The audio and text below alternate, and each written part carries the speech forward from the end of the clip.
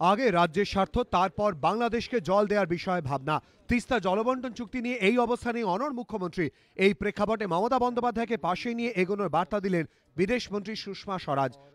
कोशिश भरपूर जारी है, लेकिन आपको ये भी मालूम है कि वेस्ट बंगाल चीफ मिनिस्टर को ऑन बोर्ड लेना भी आवश्यक है। গত এপ্রিলে বাংলাদেশের প্রধানমন্ত্রী শেখ হাসিনা সফরকালে তিস্তা নিয়ে আপত্তির কথা জানান মমতা বন্দ্যোপাধ্যায়। তিস্তার বদলে তোরসা সহ উত্তরবঙ্গের একাধিক নদী থেকে বাংলাদেশকে জল দেওয়ার বিকল্প প্রস্তাবও দেন তিনি। আমরা নিশ্চয়ই চাই বাংলাদেশ জল পাক, জল দিতে চাই, জল নিয়ে উৎসাহীও আমরা। আমি একটা বিকল্প প্রস্তাব ভেবে দেখতে বলেছি সবাইকে, দুই সরকারকেই।